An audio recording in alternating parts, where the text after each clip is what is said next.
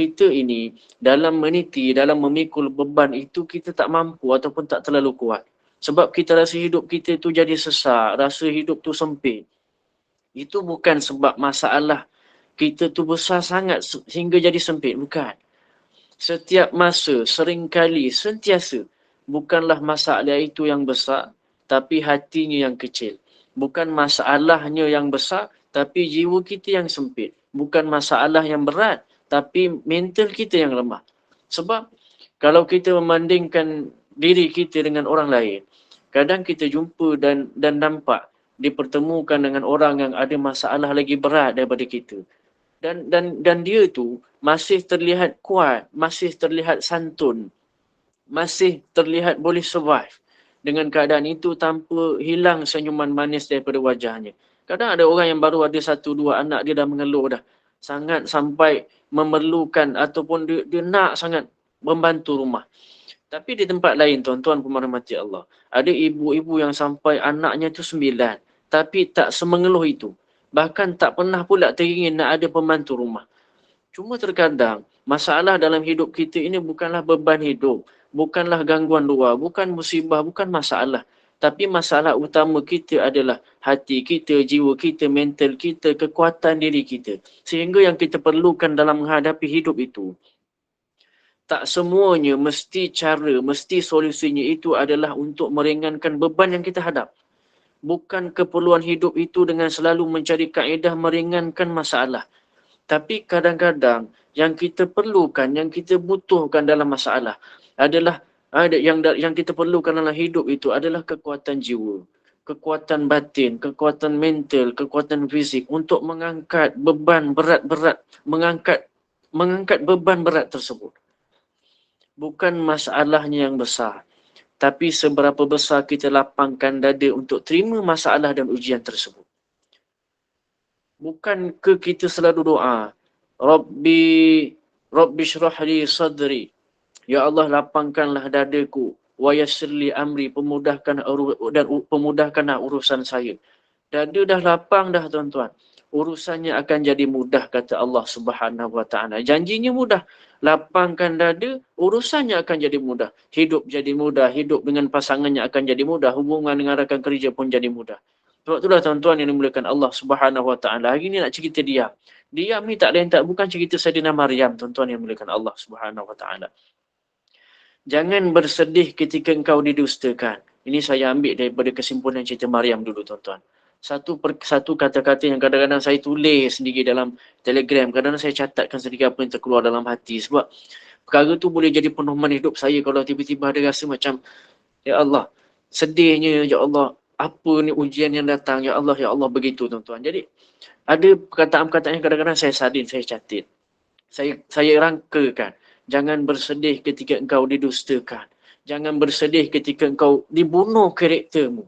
Jangan berduka cita ketika mana tidak ada manusia yang menerima kamu.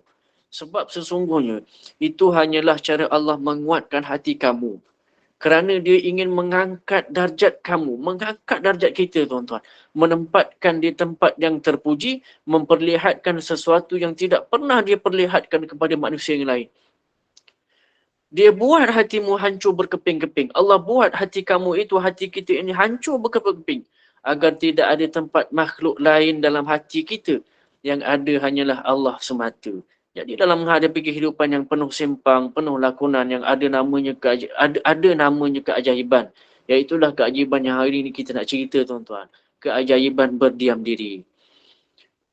Sebab itulah, tuan-tuan yang dimuliakan Allah Subhanahu wa taala. Mungkin ini adalah satu persepsi yang mungkin kita boleh pandang sebagai suatu cabaran. Sebab tak selalu nak bela diri itu dengan tentangan, dengan ucapan, dengan berdebat. Kadang kita perlu bela diri dengan diam.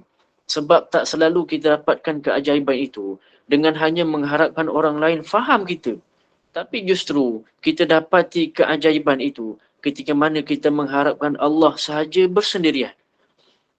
Maka salah satu kisah ini bermula dengan kisah Nabi Zakaria alaihi salam. Duk bisik-bisik dengan Allah nak anak. Tuan-tuan, cerita bab diam ini duduk dalam surah Maryam. Cerita mula-mula dengan Nabi Zakaria bisik-bisik, diam juga, tuan-tuan. Akhirnya kita dah cerita kisah Nabi Zakaria alaihi salam. Sekarang kita nak sambung kisah dalam kisah surah Maryam itu yang duk cerita diam. Surah apa tuan-tuan? Surah Maryam. Kita nak cerita tentang diam yang sebenar. Bermula ayat 26 hingga 29. Tuan-tuan puan-puan rahmati Allah boleh buka ayat tersebut. Wa kuli washrabi wa qarri aina, kata Allah Subhanahu wa taala. Kan? Bismillah, kalau sedih sikit tu lagu Jaharkah kan sedap kan? Bismillahirrahmanirrahim. Itu kan. Fakuli washrabi wa qarri aina fa imma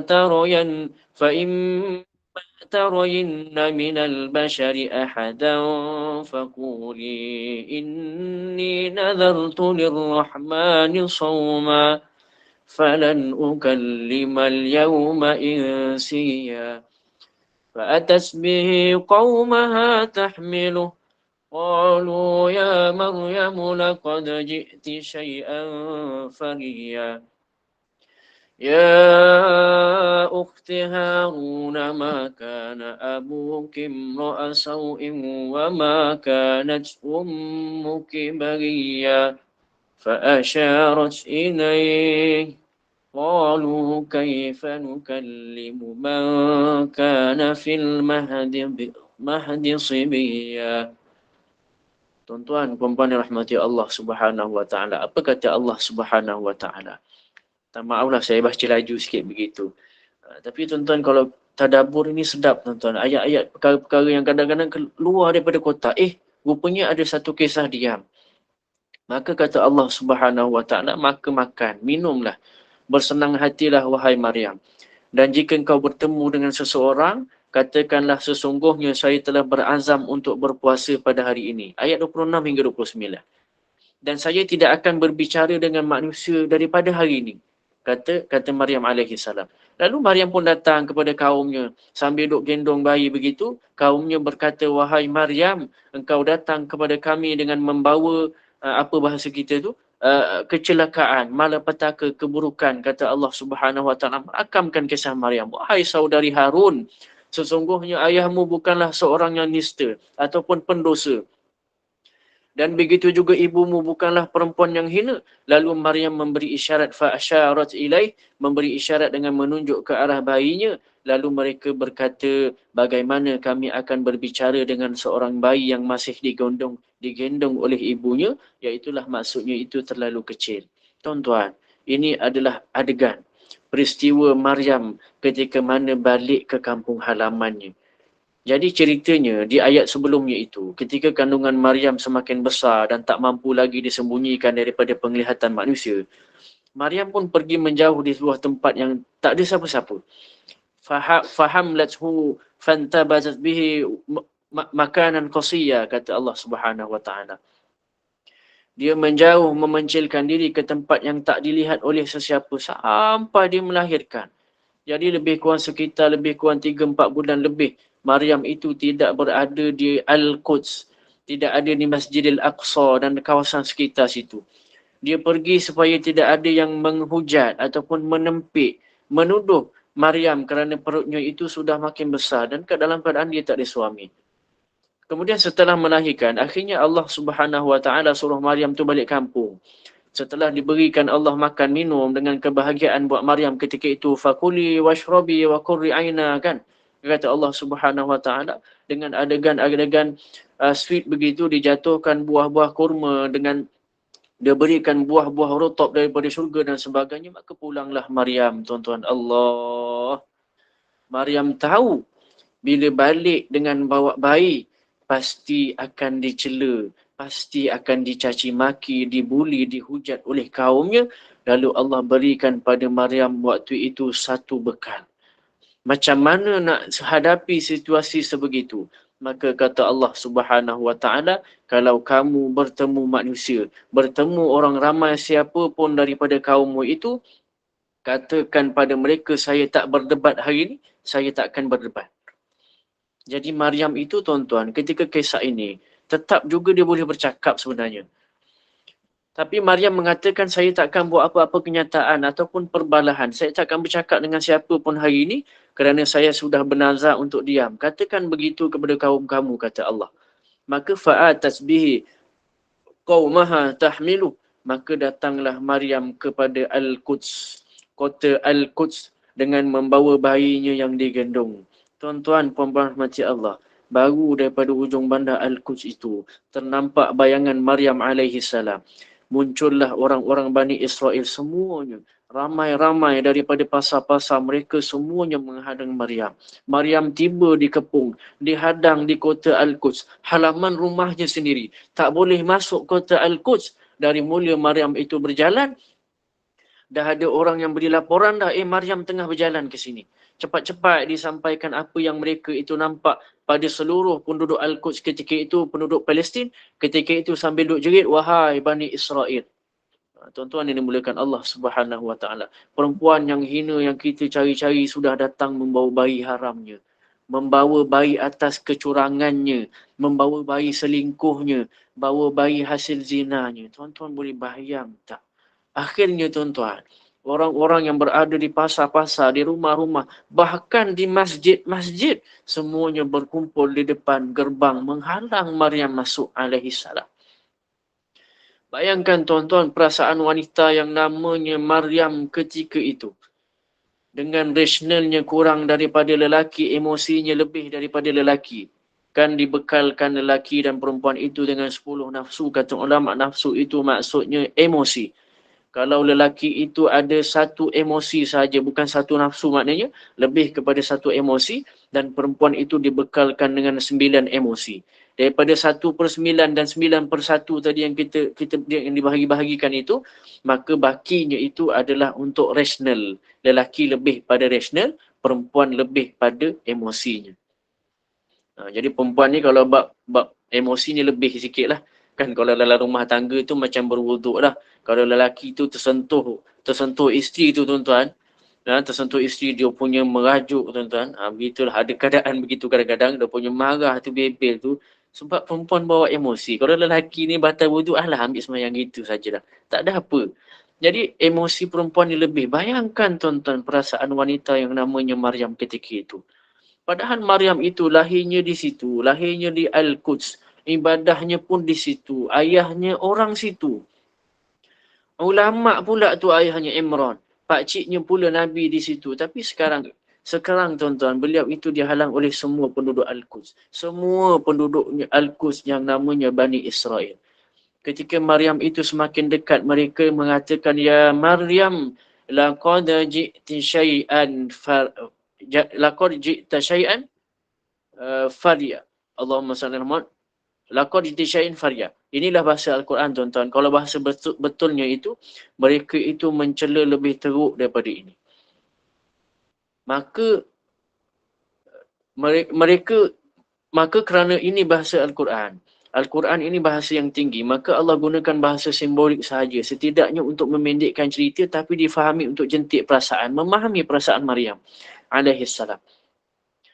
Tapi yang terjadi tuan-tuan, mereka itu mencela Maryam, ya Maryam, kamu ini pembawa sial, kamu ini pembawa perempuan hina, kamu ini tukang zina, tukang selingkuh, kamu ini ternyata perampas. Semuanya keluar daripada mulut-mulut mereka. Tuan-tuan, bayangkan seorang perempuan yang mulia dituduh dengan kata-kata begini. Sedih, ada perasaan nak membela diri, nak jawab pertuduhan itu. Saya ni tak buat dosa, ya Allah. Ini Allah yang beri pada saya. Saya tak ada suami dan saya diberikan anak yang suci. Tanyalah pada Nabi Zakaria, kalau tak percaya saya ada buktinya. Tuan-tuan, semuanya itu tak mampu dikeluarkan oleh Maryam. Akhirnya satu perkataan yang Allah perintahkan, yang Allah berikan galakan dan cadangannya, itulah akhirnya diam saja Sayyidatina Maryam. Maryam boleh je kalau nak jawab, dia boleh jawab tuan-tuan. Maryam, by the way, kita baca kat bahasa Inggeris sikit kan, by the way. Maryam itu boleh saja jawab. Sebab Maryam ini adalah wanita yang secerdas Sayyidatina Aisyah. Dalam kecerdasan dan pengalaman itu, beliau seolah-olah sama seperti Sayyidatina Aisyah. Seperti Khadijah dalam kebijaksanaannya. Seperti Fatimah dalam lembutnya. Seperti siapa lagi? Asyah dalam sabarnya. Ya, Maryam itu sangat-sangat istimewa tuan-tuan. Sampai sebagian ulama mengatakan Maryam ini satu-satunya Nabi yang dipilih daripada jalur perempuan. Satu-satunya Nabi daripada golongan perempuan. Kan kita dah ceritakan sebelum ni 4 wanita paling mulia dalam dunia, maka Maryamlah yang pertama jika disusun daripada kehidupan mereka-mereka itu, tuan-tuan. Dan yang kita nak ceritakan hari ini, cuma dari sudut diamnya sahaja, dah boleh dijadikan tauladan yang berbagai.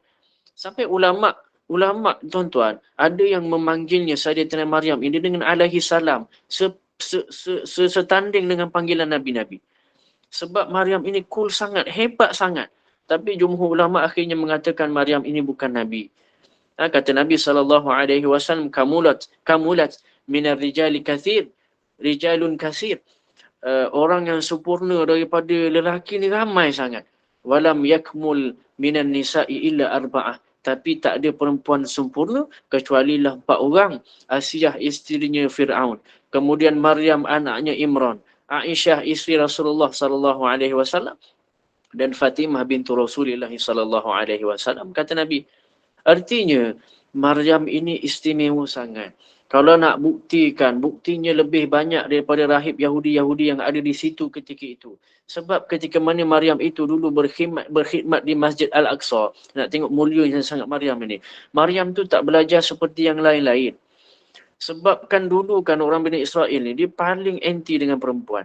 Bagi mereka perempuan tu kasta kedua, seolah-olah begitulah. Seolah-olah perempuan tu tak ada hak yang sama dengan lelaki. Lelaki ada hak belajar di Masjid Al-Aqsa, tapi perempuan tak boleh belajar Al-Aqsa ketika itu. Ini kasta jantina di zaman Bani Israel dulu.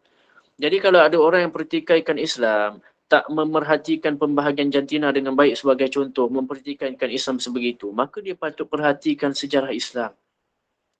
Awalnya perempuan itu dihina oleh masyarakat Bani Israel, pembawa sial. Sebelum Islam datang, dibenam dalam pasir anak-anak perempuan. Dilempar daripada bukit supaya mati on the spot. Ini Bani Israel, tuan-tuan, menghina perempuan. Tapi dengan datangnya Islam, ubah tradisi itu, mengubah persepsi publik yang asalnya dianggap hina, akhirnya diangkat oleh Islam dengan memberi darjat yang tinggi, syurga di bawah tapak kaki ibu, kata Nabi SAW. Walaupun ada pertikaian terhadap hadis tersebut. Muncul harga diri perempuan. Apa lagi tuan-tuan? Sebaik-baik kalian, kata Nabi SAW, adalah yang paling baik dengan isterinya. Dan akulah yang paling baik terhadap isteriku daripada kalian semua. Sampai Nabi angkat darjat wanita seperti itu. Muncul lagi hadis yang lain, kalau ada laki-laki yang nak bersabar terhadap isterinya, maka haruslah dia bersabar sebanyak 70 kali kalaupun dia disakiti oleh isterinya. Tengok tuan-tuan, nak tengok mulianya perempuan, sampai lelaki ni kena sabar 70 kali.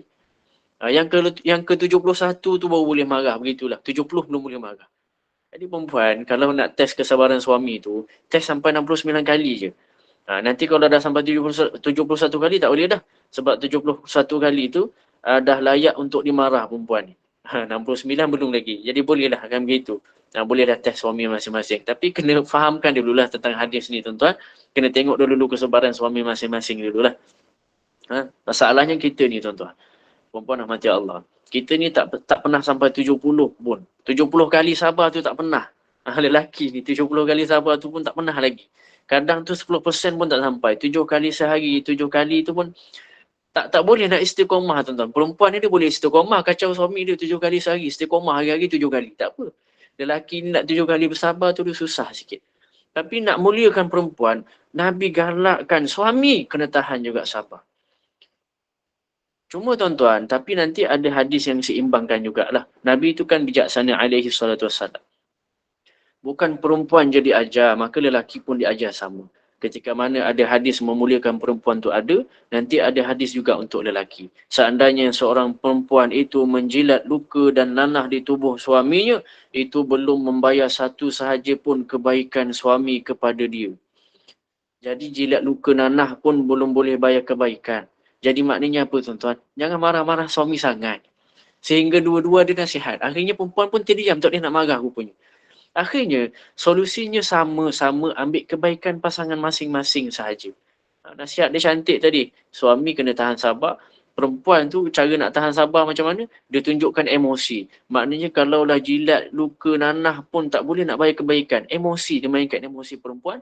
Sudah tentulah tak boleh bayar kebaikan suami, maka isteri pun tak boleh nak marah-marah sangat. Sebab itulah tuan-tuan yang dimuliakan Allah Subhanahu Wa Taala. Nak cerita kita sambung dengan cerita Maryam tadi. Maryam tu cerdas sangat. Daripada kecil dah hafal Taurat.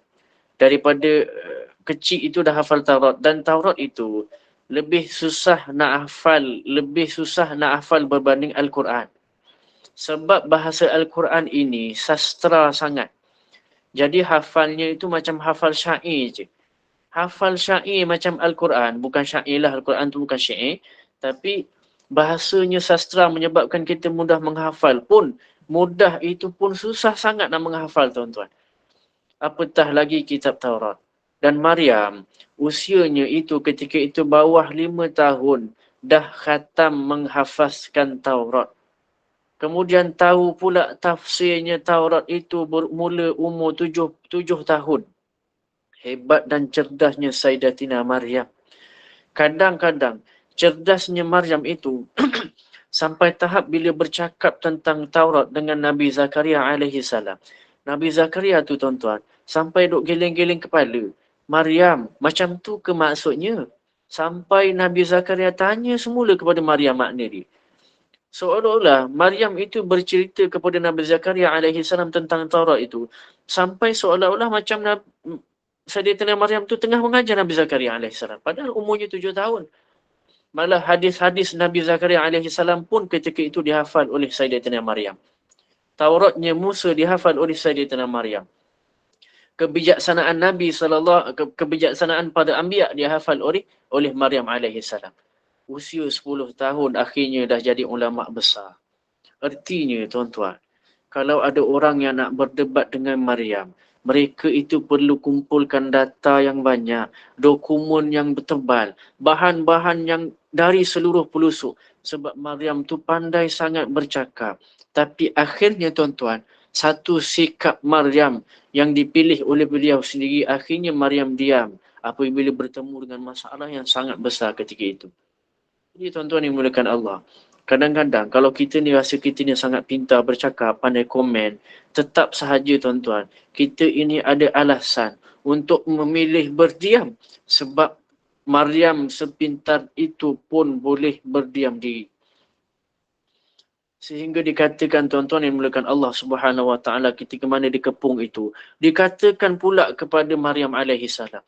Ni dah diam dah ni tuan-tuan, dah diam dah. Tapi tetap juga dikatakan, ya ukhta Harun. Bani Israel kata, ya ukhta Harun, weh saudara Harun. Diingatkan pula tentang kemuliaan keluarganya Imran, keluarga Maryam. Ingatkan pula dalam keadaan buat bayi tadi dah ngutuk-ngutuk, diingatkan pula, mulia keluarga kau mulia sangat ni. Sambung lagi ayat tuan-tuan perempuan rahmati Allah Subhanahu Wa Taala. Apa kata mereka? Fa'at bihi qaumaha tahmilu qalu ya Maryam laqad ji'ti syai'an fariya ya ukhta Harun ma kana abuki imra'a sau'in wa ma kanat ummuki baghiya. Kata mereka tuan-tuan, ayah kamu tu Imran. Kamu tak malu ke ada bayi luar nikah? Sementara keluarga kamu tu keluarga yang baik-baik. Apakah kamu sanggup conteng arang pada muka ayah kamu dan nama baik keluarga besar kamu? Maryam makin sedih sangat tuan-tuan. Panas sangat. Dan Maryam itu ketika itu tuan-tuan, perempuan rahmati Allah Subhanahu Wa Taala. Keadaan Maryam itu lebih berat sangat-sangat. Sebab beliau itu perempuan. Kalau lelaki mungkin boleh bertahan tuan-tuan. Kalau lelaki ni kalau kat tempat kerja pun kita boleh nampak lah. Kalau ada ngutuk-ngutuk pun lala main bola sama-sama tuan-tuan. Perempuan tak boleh. Dia kalau ada masalah dia jadi kadang-kadang berpuak. Dia jadi satu sisi wanita, emosi. Cuba lihat cerita ini dari sisi wanita, seorang wanita namanya Maryam. Kalau perempuan dia takkan begitu tuan-tuan. Kalau kita lihat daripada sisi Maryam, Maryam itu lebih peka daripada semua perempuan yang ada di muka bumi. Dia sangat-sangat pemalu.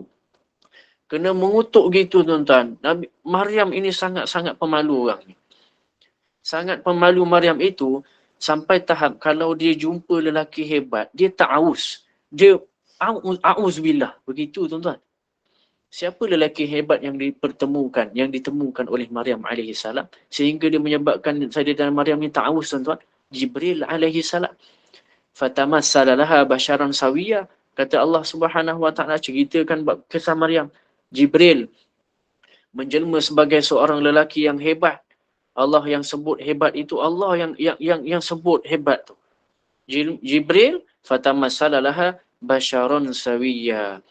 Dijadikan Jibril itu ketika bertemu Sayyidatina Maryam ketika itu basyaron sawiyya, seorang lelaki yang sangat hebat, berkarisma dan macam-macam lah, elegan dan sebagainya. Malah sawiyya itu, basyaron sawiyya itu disebutkan oleh Allah, bukan disebutkan oleh manusia. Allah pernah ciptakan orang-orang hebat dalam dunia. Allah pernah ciptakan Yusuf. Allah pernah ciptakan Nabi Muhammad sallallahu alaihi wasallam. Allah pernah ciptakan Nabi Yahya alaihi salam. Allah pernah ciptakan Sarah, isterinya Nabi Ibrahim alaihi salam. Allah pernah menciptakan Sayyidatina Aisyah yang sangat hebat, termasuk dalam 4 wanita, tidak termasuk dalam 4 wanita, tapi tak termasuk dalam 4 wanita itu banyak kisah-kisah Aisyah yang menjadi alaihi salam yang menjadi panduan hidup kita sampai sekarang. Allah menciptakan Fatimah yang hebat-hebat. Tuan-tuan, mereka ini pun kita rasa dah hebat sangat dah. Dan mulut-mulut manusia itu duk asyik cerita pasal mereka kerana kehebatan mereka. Tapi tuan-tuan, Jibril itu Allah sendiri yang ciptakan terus.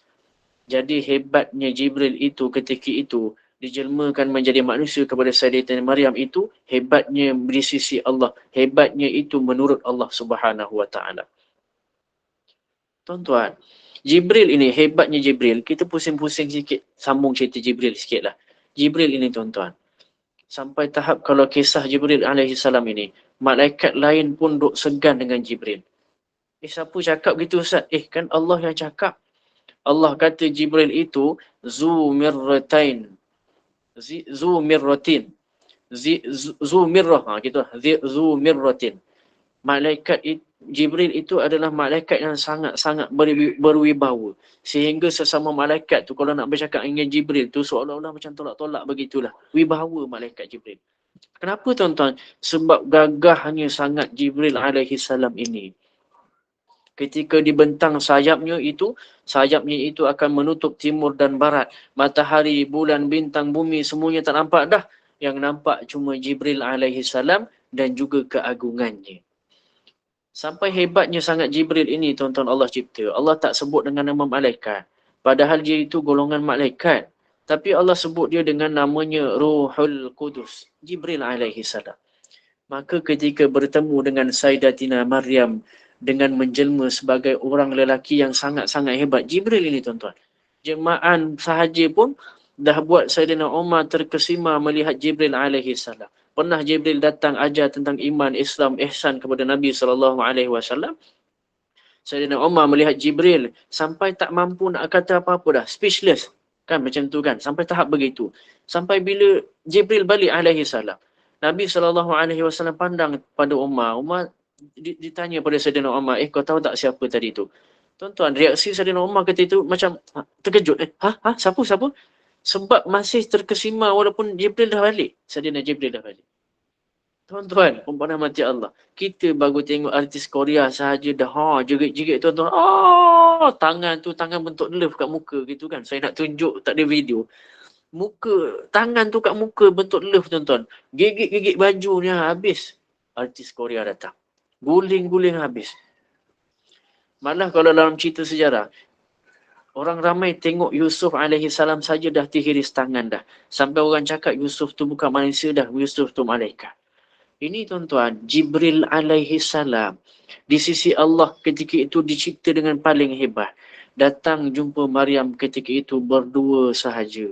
Ruang yang kecil, berdua di tempat yang tak ada siapa tahu pun, dengan senyuman khas malaikat yang mencairkan gitu tuan-tuan. Tapi apa yang Maryam sebut, nak sebut Maryam ini pemalu sangat-sangat hebat sangat dia tadi tuan-tuan. Apa kata Maryam? A'udzu birrahman minka in kunta taqiyya. Maryam tuan-tuan alaihi salam akhirnya meminta perlindungan daripada Allah. Aku pohon perlindungan daripada Allah. A'udzubillah. Dia macam ni lah. Bila nampak orang kan, a'udzubillah. Kita tuan-tuan kalau tak nak kat orang tu tak nak lah kan. Tapi tak adalah sampai sebut a'udzubillah tuan-tuan. Sayyidatina Maryam, pemalu sangat dia, takut sangat dia ataupun jaga sangat, hebat sangat dia ni. Nampak lelaki yang sangat hebat tadi pun, Jibril alaihissalam. Akhirnya dia memohon perlindungan. Akhirnya walaupun memohon perlindungan, pohon perlindungan pun guna perkataan Rahman. Sebab dia nampak gah sangat Jibril ketika itu. Kalau tak hebat tu kan auzubillah. Kan nampak orang yang rasa macam, tak boleh ni, tak boleh dengan aku ni. Auzubillah tuan-tuan. Auzubillah gitu kan. Halau terus. Tapi ta'awusnya menggunakan perkataan Rahman, a'udzubirrahman. Sebab Allah itu pengasih yang jadikan kamu tu kacak dan berwibawa sangat. Seolah-olah begitu. Bererti Maryam tu pintar sangat sampai tahap situasi yang begitu, handsome sangat, senyum begitu, berdua, sampai dia boleh pilih juga sifat Allah yang terbaik. Sebab yang datang tu wajahnya orang baik tapi hebat sangat. Jibril pun elegan. Akhirnya Jibril alaihi salam faham. Bila sebut begitu, rupanya Maryam itu seolah-olah tanya kamu ni siapa? Kamu tu siapa? Kan, bukan tanya tuan-tuan. Sebutan a'udzubirrahmani minka in kunta taqiyya itu menunjukkan seolah-olah itu adalah pertanyaan kamu tu siapa, kata ulama. Kamu tu siapa? Kan, apa aku ada salah sama kamu? Itu sinetron tuan-tuan, saya tambah. Itu drama. Bukan begitulah. Cuma hebatnya Maryam itu tuan-tuan. Dia tanya siapa yang hadir itu dengan kalimah zikir. Siap dengan ta'awuz lagi. Artinya Maryam tu sangat pemalu sangat. Ya laitani mittu qabla hadza wa kuntu masyan mansiya. Kan? Ingat tak kisah Maryam ketika itu ketika Maryam melahirkan? Ya laitani mittu qabla hadza wa kuntu masyan mansiya. Seandainya ya Allah, kalaulah aku mati je sebelum kejadian ini. Kata Sayyidatina Maryam. Sayyidatina Maryam sampai tahap memohon untuk mati ketika mana berlaku peristiwa ini. Teruk sangat, sakit sangat. Bukan sebab construction tuan-tuan. Sakit sangat peristiwa. Dia dah terbayang dah. Apa akan jadi lepas ni. Kata beliau, seandainya aku mati sahaja sebelum ini. Dan saya ini dilupakan manusia. Seolah-olah saya tak ada. Kenapa Maryam sebut begini tuan-tuan? Sebab terbayang malunya nanti dia. Kalau dia bertemu dengan Bani Israel nanti. Yang dia tahu dah Bani Israel ni perangannya cerewet sangat. Dalam surah Baqarah je dah cerita dah Bani Israel ni macam mana dia pilih lembu kan. Tuan-tuan, Bani Israel ni cerewet leceh sangat. Pilih lembu pun dah. Kan? Apa tu? Qalu du'a lana rabbaka yubayyin lana ma hiya qala innahu ma hi. Qalu du'a lana rabbaka yubayyin lana ma hiya innal baqara tashabaha. Itu ayat selepasnya. Kan? Ayat itulah ayat surah Baqarah itu. Di makhraj yang pertengahan makhraj juzuk 1 tu. Pertengahan juzuk 1. Jadi tuan-tuan, dalam pilih lembu pun Israel ni cerewet sangat. Dia saja-saja buat leceh begitulah. Nak lembu yang macam mana, nak warna apa, kan? Lepas tu bila dah cakap warna apa, qalu lana rabbaka yubayyin lana ma launaha, qala innahu yaqulu innaha baqaratun safra'u faqi'un launaha. Kita nak lembu yang kuning-kuning gold begitu. Bila dah tanya dah nampak lembu tu gold-gold begitu, katanya dia dah mula harapan dia dah musnah dah ni. Nak cari lembu warna emas susah tuan-tuan. Akhirnya dia tanya juga lagi. Dia saja buat leceh tuan-tuan. Saja buat leceh Bani Israel ni. Dia kata, okey, lembu macam tu tak apalah. Tapi nak yang bersih macam mana? Allah tambah lagi. Allah kata tak nak yang jenis guna untuk ternakan. Jenis yang lembu tu memang wahyu. Jenis lembu wahyu. Tahu wahyu kan? Daging wahyu tu.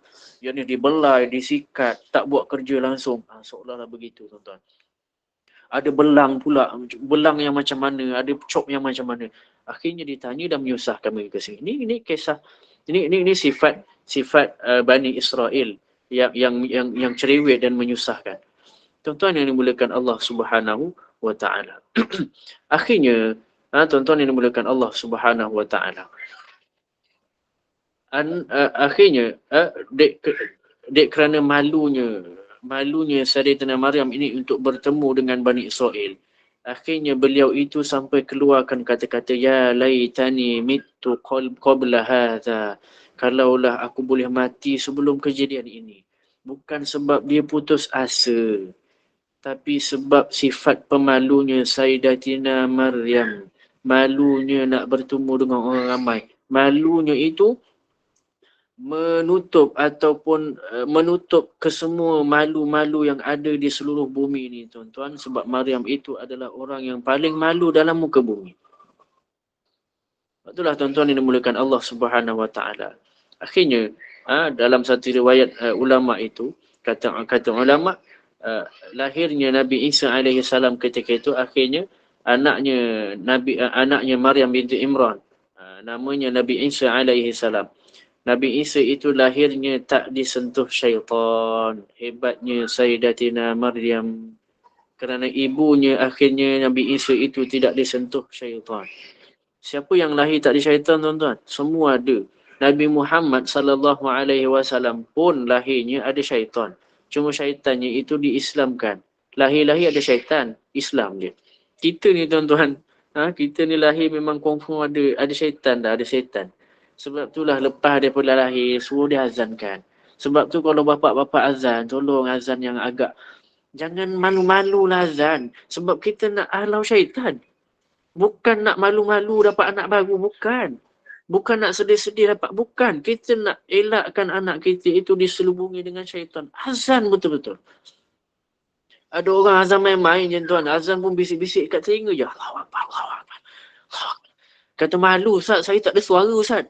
Suara saya kalau orang dengar berguruh tu Ustaz. Hujan menderu tu habis.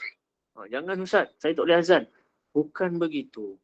Azan itu simbolik kepada menghalau syaitan. Sehingga mulianya Nabi Muhammad itu. Sehingga tahap Islam, Allah SWT, diislamkan syaitannya. Nabi Isa alaihi salam terus tak ada syaitan. Kita ada syaitan, Nabi ajar sallallahu alaihi wasallam cara nak menghalau syaitan itu, iaitulah dengan azan sebelah kanan, iqamatkan sebelah kiri. Cuma jangan lupalah qomat lelaki ni bukan semua jadi Imam Bilal. Kan? Jadi ada masa tu terlebih pula, kenapa pula aku qomat macam panjang sangat ni? Kan? Rupanya ikut mazhab Hanafi tuan-tuan. Hanafi tu ada 16 kalimah. Dia punya iqamah, dia panjang sangat. Ada masa-masa begitulah. Tapi tak apalah, apa pun mazhab, tetap juga perlu diazan dan diiqamahkan. Cuma tuan-tuan yang mulakan Allah Subhanahu Wa Taala. Kita sambung Sayyidatina Maryam tadi tuan-tuan. Maka bila dia memilih untuk diam. Maka akhirnya Sayyidatina Maryam itu memilih untuk diam. Diam. Dan akhirnya dia menunjukkan pada bayinya. Maka ketika mana fa'asyarat ilaihi, kata Allah Subhanahu Wa Taala, sambung ayat yang terakhir itu tuan-tuan. Kata Allah Subhanahu Wa Taala, fa'asyarat ilaihi, kan, fa'asyarat ilaihi qalu kaifa nukallimu man kana fil mahdi sabiyya. Kata mereka, maka masa ketika itu makin jadi-jadilah Bani Israel. Fa'asyarat ilaihi, Maryam tunjuk pada bayinya, aku dah tak nak debat dah, aku nak diam. Walaupun dia boleh bercakap, dia boleh berdebat. Sayyidatina Maryam ni boleh berdebat, tak nak cakap dah, tak nak apa. Situasi seperti ini, ketika ini, maka kita dapat belajar tuan-tuan yang dimulakan Allah Subhanahu Wa Taala. Ada keadaan fitnah kita itu, ada keadaan perlu didiamkan sekejap. Bukan sebab kita itu tak boleh jawab, bukan. Tapi sebab bila jawab, makin teruk. Saya dah alami tuan-tuan. Saya sendiri alami ketika mengajar dulu tuan-tuan. Isteri saya lagi teruk tuan-tuan. 3 kali difitnah habis. Menangis tuan-tuan saya. Saya sendiri boleh menangis kerana fitnah-fitnah yang dibuat oleh rakan-rakan kerja tuan-tuan. Penat tuan-tuan. Mumpana mati Allah Subhanahu Wa Taala, sakit sangat. Tapi rupanya, waktu itu saya tak tadabbur ayat ini tuan-tuan. Bila kita jawab, kita jumpa dengan pihak atasan, akhirnya kita balik dituduh. Dan akhirnya apa jadi tuan-tuan? Pemanah mati Allah Subhanahu Wa Taala, ditukarkan jabatan. Macam-macam tuan-tuan yang bukan salah kita sebenarnya. Rupanya ada satu peringkat. Akhirnya saya belajar tuan-tuan, difitnah kali pertama tak apa. Kali kedua tempat kedua akhirnya difitnah sekali lagi. Ni situasi saya ni sini tuan-tuan. Pemanah mati Allah dipindahkan, dipindah ke tempat lain, akhirnya difitnah dengan perkara yang baru. Saya tak pasti apa yang menyebabkan kami difitnah tuan-tuan. Yang saya nampak akhirnya selesailah. Kerana ada tempat yang terakhir itu, saya cuba ikut jejak Sayyidatina Maryam. Diam dulu. Diam, akhirnya kami tunjukkan karisma kami. Apa yang kami tunjukkan karisma? Mula berdingin dengan orang dan mula menyebutkan satu-satu fakta yang sampai mereka itu terduduk dengan fakta-fakta. Seolah begitulah. Kumpulkan baik-baik, kami jawab dengan fakta yang di masa yang sesuai. Kumpulkan orang yang sesuai, jumpa dengan orang yang sesuai, sebutkan fakta yang sesuai dengan perkataan yang paling lembut supaya mereka itu terjentik hatinya. Akhirnya apa tuan-tuan? Situasi itu tuan-tuan menyebabkan saya nampak satu perkara, iaitulah mereka itu akhirnya semua ketika itu staf-staf di situ kembali kepada Islam. Saya tak tahu nak gambarkan macam mana perasaan ketika itu tuan-tuan. Dia satu kesyukuran sampai tahap rupanya Allahumma salli ala Muhammad. Perkara-perkara seperti ini berlaku sebenarnya atas dasar iri hati. Sama dengan Sayyidatina Maryam, sama sebiji. Semuanya atas iri hati. Saya boleh buat semua perkara tuan-tuan. Saya sampai tiba-tiba saya turun naik tinggi. Nama saya naik tinggi sangat. Saya boleh edit, saya boleh duduk unit zakat, saya boleh jadi admin, saya boleh betulkan, saya boleh bangunkan rumah, saya boleh buat owning. Semua saya buat. Saya boleh buat seolah-olah begitulah. Ketika itu isteri saya pula masuk ketika itu dapat menjadikan pelajar-pelajar menghafaz 15 juzuk tanpa melihat Al-Quran. Baca satu juzuk sampai 15 juzuk tanpa melihat Al-Quran satu hari penuh. Boleh baca terus tanpa salah. Tuan-tuan, kehebatan pun menyebabkan orang iri hati. Bila iri hati begitu tuan, minta maaf bukan takabur. Saya nak cerita bab iri hati tadi. Sama seperti Sayyidatina Maryam. Hebat sangat dia menyebabkan orang iri hati. Akhirnya iri hati itu menyebabkan orang nak tohmah dengan macam-macam fitnah. Tak buat kerja, tak buat tu, tak buat ni. Akhirnya rupanya, tuan-tuan yang dimuliakan Allah Subhanahu Wa Taala, maka pilih untuk diam. Menunjukkan kepada bayinya ada satu tempat yang khusus, yang sesuai. Akhirnya kita perlu jawab dengan cara yang baik. Maka ketika mana ditunjukkan kepada Bani Israel, ialah samalah situasi saya ketika itu. Maka ketika saya bercadang, saya bersedia untuk berjumpa dengan pengetua sebagai contoh waktu itu. Saya bersedia berjumpa dengan bos besar ketika itu sebagai contoh. Maka puak-puak begini, makin jadi-jadi itu tuan. Waktu itu Sayyidatina Maryam, maka makin jadi-jadi Bani Israel ketika itu. Maryam, kau dah gila ke? Ini situasi yang sama macam saya. Kau dah gila ke nak jumpa pengetua? Nak jumpa bos besar? Sama tuan-tuan. Suruh cakap dengan bayi dalam bedung begitu kan Sayyidatina Maryam tu. Suruh bercakap dengan bayi dalam bedung gitu. Ni confirm gila dah budak ni. Ni sebab curang masa tu lah tu kena tinggal macam ni.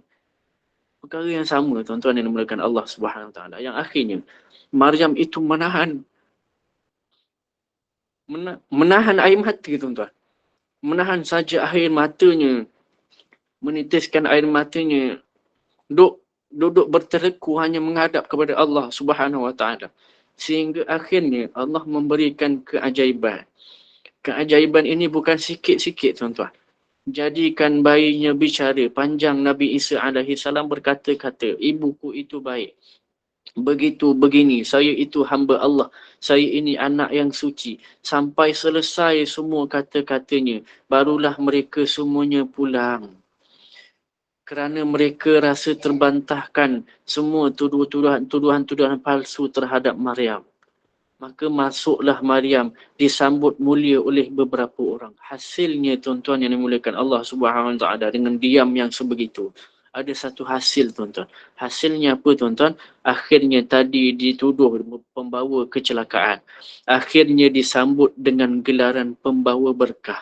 Saya ingat situasi di tempat lama itu tuan-tuan. Saya dan isteri ketika itu. Akhirnya tuan-tuan, semua orang nak jadi solehah dan soleh. Saya seronok sangat tuan-tuan. Duduk berteleku depan saya tuan-tuan. Ustaz, boleh tak ajar saya macam mana nak tutup aurat? Ustaz, boleh tak nak ajar saya macam mana nak jadi isteri yang baik? Ustaz, boleh tak ajar saya tajwid? Ustaz, boleh tak ajar macam-macam permintaan yang akhirnya menyebabkan tangisan saya itu makin kuat, bukan kerana tangisan sedih tuan-tuan. Akhirnya tangisan yang penuh keberkatan. Rupanya Allah nak bawa sesuatu dalam diam. Rupanya diam ini membawa makna yang sangat besar. Sebab itu diam ini perlu. Walaupun sebenarnya kita boleh jawab kita boleh cakap, tapi cakap itu bukan sentiasa baik sebab ada masa diam itu lebih baik dan cakap pada masanya itu, pada masa yang tepat itu lebih baik. Tuan-tuan, puan-puan yang dirahmati Allah Subhanahu wa taala. Jadi aku qauli hadza, moga-moga memberi manfaat yang sangat-sangat baiklah untuk kita hari ini dalam menceritakan bab diam dan ceritakan sejarah-sejarah Sayyidatina Maryam itu sendiri, dan moga-moga memberi manfaat untuk kita semua insya-Allah Subhanahu wa taala. Terima kasih. Terima kasih semua mendengar dan doakan saya. Aku qauli hadza wa astaghfirullahal azim. Saya serahkan semula kepada pengurusi majlis. Baik, kiranya ada soalan, bolehlah bertanya pada Ustaz. Silakan. Ya, silakan. Mm-mm. Maaflah video saya tak dibuka. InsyaAllah saya perbaiki. Ada yang kata tak puas tengok Ustaz dengan suara dia. Tak apalah, lain kali Ustaz kan. Okey. Ada soalan tak? Dia fikir dulu tu Ustaz. Okey. Ya, saya. Macam mana kalau keadaan kalau orang dia mempermainkan agama ke ataupun dikutuk Nabi ke apa, kita patut diam ke atau apa pendekatan yang patut kita ambil dalam hal yang macam tu? Kutuk Nabi, kalau diam ni dia lebih sentuh pada peribadi kita. Diam ni lebih mengajar kita untuk diam bila dia sentuh peribadi. Bila sentuh bab agama, kita tak boleh diam dah. Cuma dari segi sentuhan kepada mereka itu kena tengok sifat mereka tu dah. Ada yang Nabi kadang-kadang datang dengan senyuman ataupun beri hadiah. Ada masa Nabi kadang-kadang marah betul kat dia orang ni. Ada masa Nabi pukul betul. Pukul terus. Jadi tengok keadaan situasi orang tersebut. Kalau bab agama dengan Nabi ni memang kena marah lah. Tapi jangan tunjuk kemarahan. Sebab orang yang tak suka, orang yang kutuk-kutuk agama ni, dia lagi suka tengok kita melenting. Nanti dia akan jadikan modal. Inilah Islam seolah-olah begitu. Jadi perlu tunjukkan akhlak yang baik, dalam masa yang sama perlu sediakan fakta yang baik juga. Dalam waktu ni tak boleh diam lah. Dia keluarkan fakta tapi dengan akhlak yang baik. Dua perkara yang wajib ada kat situ. Terima kasih. Moga diberikan kemudahan dalam berhadapan dengan orang-orang tersebut lah. InsyaAllah. Seterusnya ada soalan lain-lain?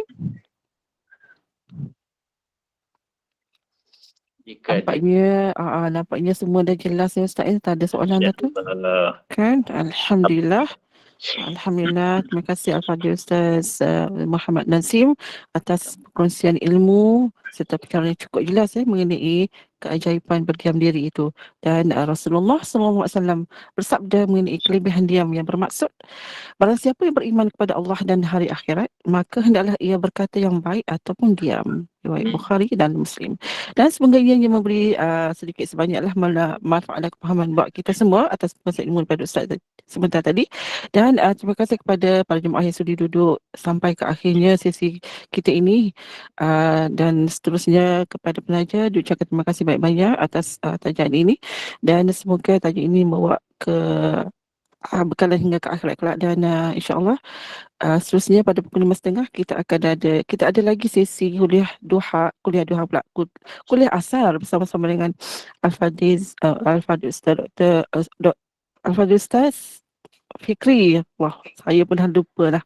Dan Ustaz, kita tangguhlah dulu Ustaz dengan kafaratul majlis dan surah Al-Asr. Silakan.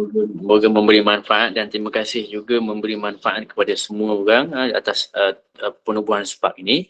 Jadi bismillahirrahmanirrahim. Alhamdulillahirabbil alamin.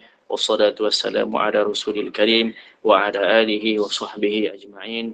Ilahi ya Allah, anta maksudi, kamulah tempat tujuan aku ya Allah. Wa ridhaka matlubi ya Allah, dan kamulah ridha kamu itulah tujuan kami ya Allah untuk hidup. Ya Allah ya Arhamar Rahimin, sebarkanlah cinta kamu kepada kami ya Allah. Sebarkanlah cinta kamu kepada kami ya Allah, sehingga kami ini merasakan kecintaan itu dan akhirnya mencintai Engkau semula ya Allah. Ya Allah ya Arhamar Rahimin, bantulah kami untuk sentiasa mengingatimu ya Allah. Ya Allah, sentiasa nampakkanlah, Allahumma arinal haqqa haqqan warzuqna tiba'ah. Jadikanlah yang betul itu betul di mata kami dan jadikanlah kami untuk mengikut yang benar itu ya Allah. Wa arinal haq wa arinal batila batilan warzuqna tiba'ah. Jadikan perkara yang salah itu nampak salah di mata kami dan bantu kami untuk jauhinya ya Allah. Wa sallallahu ala Muhammad wa alihi wa sahbihi wa baraka wa sallam. Walhamdulillahi rabbil alamin. Taqabbalallahu minna wa minkum. Tasbih kifarah wa suratul asri. Subhanallahi wa bihamdihi. Subhanakallahumma wa bihamdika asyhadu an la ilaha illa anta astaghfiruka wa atubu ilaik. Bismillahirrahmanirrahim. Wal 'asri innal insana lafi khusr illa alladhina amanu wa 'amilus solihat wa tawasaw bil haqqi wa tawasaw bis sabri. Terima kasih semua. Saya minta diri dulu. Assalamualaikum warahmatullahi wabarakatuh. Waalaikumsalam warahmatullahi wabarakatuh. Terima kasih Ustaz. Terima kasih. Kita jumpa lagi.